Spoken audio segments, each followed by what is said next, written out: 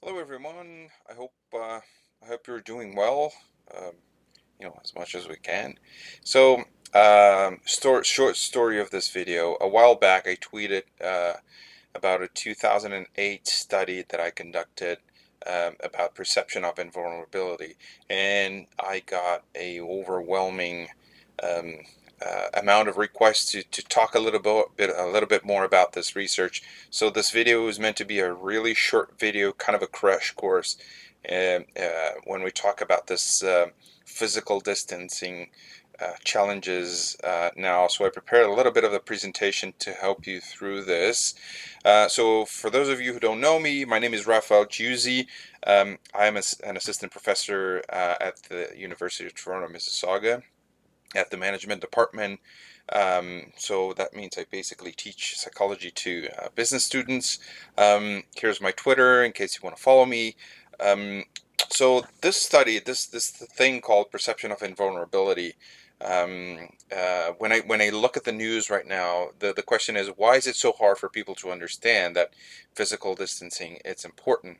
And what are some of the contributions of social psychology to this thing? Um, so in 2008, we published this article. So here you can see at the American Psychological Association website. It was published in Brazil, so it's in Portuguese.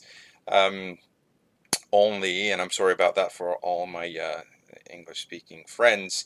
And in case you want to take a look at the article, the original article, I'm going to post this presentation in the comments or the description of this video.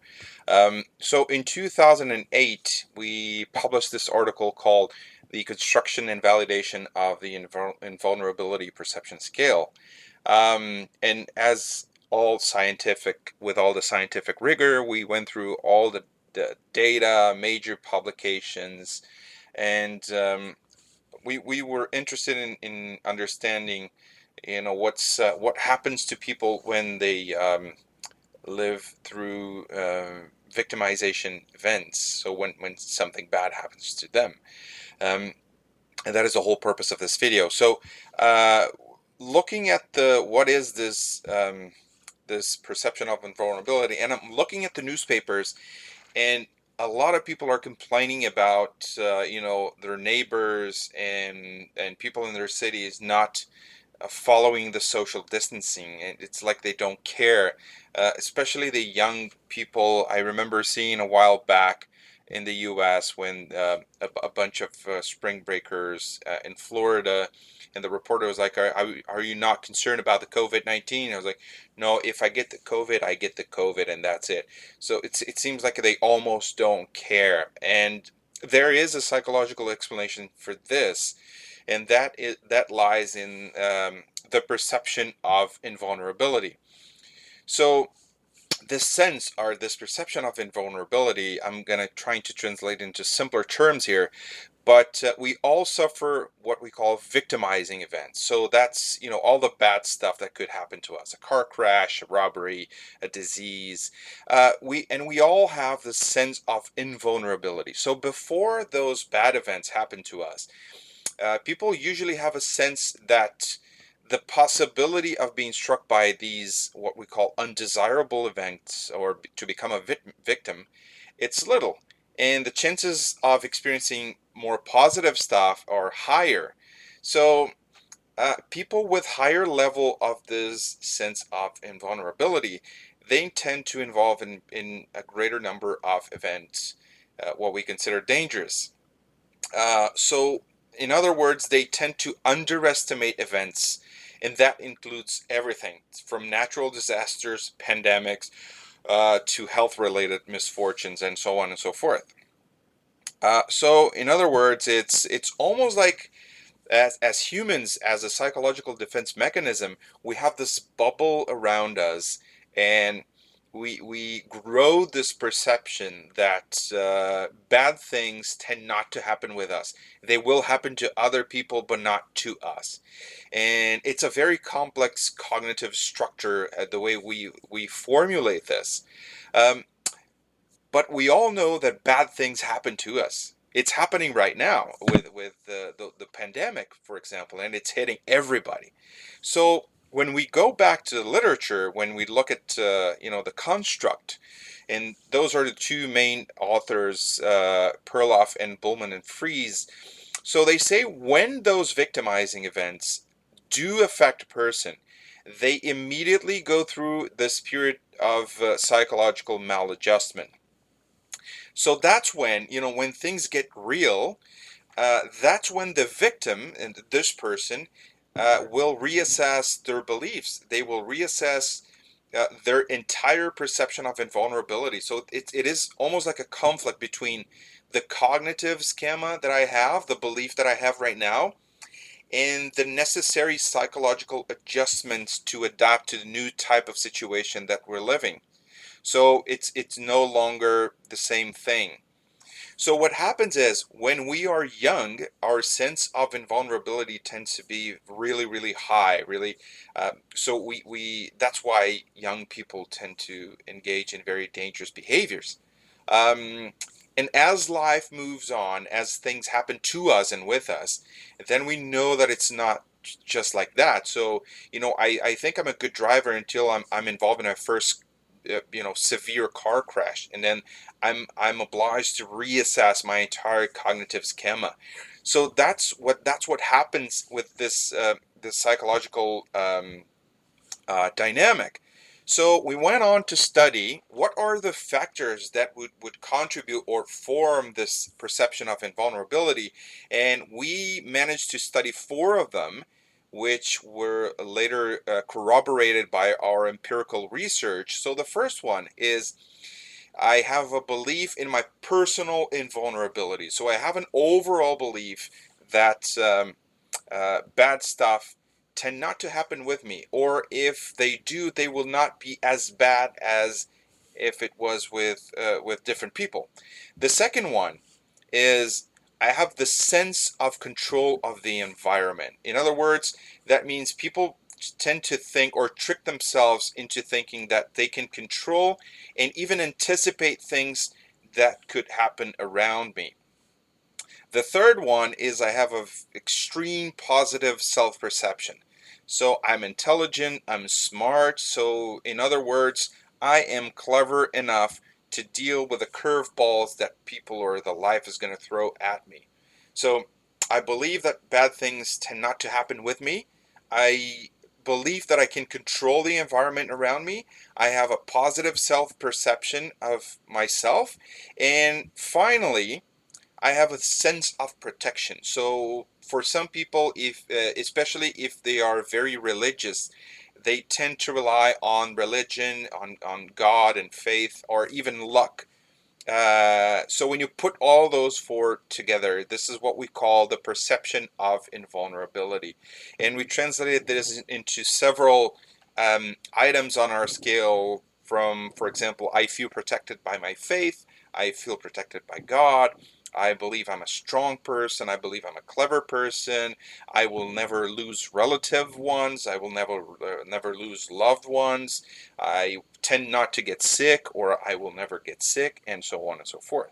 So in our empirical study, so once we got this theoretical approach, we went to move forward with the empirical study. And there is a bunch of nerdy stuff that you can skip. We went through all the stages of validating the scale, and I'm not going to, dwell on the details here, but you can read the article if you want. But the thing is, so let's recap before we go to the key takeaways. Like I said, this is meant to be a short video. So we have this bubble of invulnerability, and it's almost like we are protected by this belief, because I see myself as a clever, intelligent, strong person. I feel like I'm protected because I'm praying, or I believe in this God, or whatever religion you believe. I feel like I can control the environment, the things around me, and so on and so forth. So this bubble will suffer damages when bad stuff happen to me. So when bad things happen to me, then I have to reassess my entire cognitive structure to say, well, maybe it was not like that, and I'm not as a good driver as I thought I would be. I'm not as safe as I would be. Um, so when this bubble bursts, and this will expose you to several different restructuring of your cognitive schema. So when we look at it, it's very interesting, as a psychologist, looking at the news and stuff that it's happening.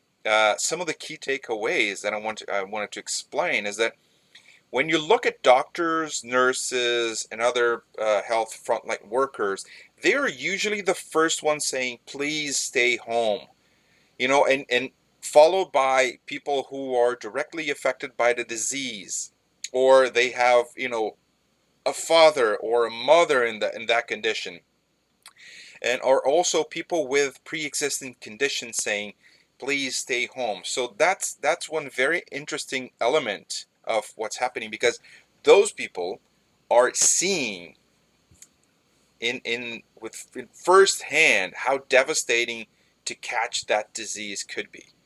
They see people on respirators, they see people in hospitals dying, and all of a sudden I have a cousin or a brother or a sister who got the disease, and then things get real because they burst that bubble. In other words, in technical terms, they harm your perception of invulnerability. So a doctor who see day in, day out, people dying, they know that this is real. So they don't have to suffer themselves from COVID-19, because they can see what could possibly happen. However, most of us are not in hospitals. Most of us are not, for now, thank God, we don't have a lot of people around us, dying, like in Italy or Spain. Um, and that is both good and bad. It's good because we're kind of protected, and that means the system is still functioning. But it's bad because people tend to believe they are very protected, and then that bad things are not going to happen to them. So people with higher perception of invulnerability, they will only, and this is a sad part, but that's the problem with a cognitive bias. They will only realize the importance of the stay home thing once they see people around them getting sick or even dying. Now, the good news is, as human beings, we have this amazing learning capacity, and we can learn from each other. So as soon as people realize that this is the right thing to do, and we can learn from other people's mistakes, we can learn from doctors, nurses, and even in the news and in the media, we will get out of this scenario quicker. Uh, but it's very important for people to realize that, when they see people are out on the street, not following the physical distancing rules, this is one possible explanation why they're doing that. In other words, that reality of the COVID-19 is far away from them, and that will give them a false sense of protection. So if I'm a person with higher levels of perception of invulnerability, that tends to kind of be a self-fulfilling prophecy. And funny enough, I believe those people, as soon as this thing, blow over and it's finished, they will be the ones looking back and say, "See, you people were exaggerating all along." But they will not realize that they only were able to get out of this situation because of the collective effort. So if you have people around you, I believe the best weapon we have right now is information and education of those people. um, Confronting them aggressively, I don't think that's the way to go. Uh, but let's try to be more understanding and educate people on those matters. So that's just one. Like I said, it was supposed to be a short video. I'm gonna leave the link to the article right here, and that's it. I hope you liked the video. I hope you're staying safe, and I will see you all out on the street pretty soon. Stay safe. Ciao.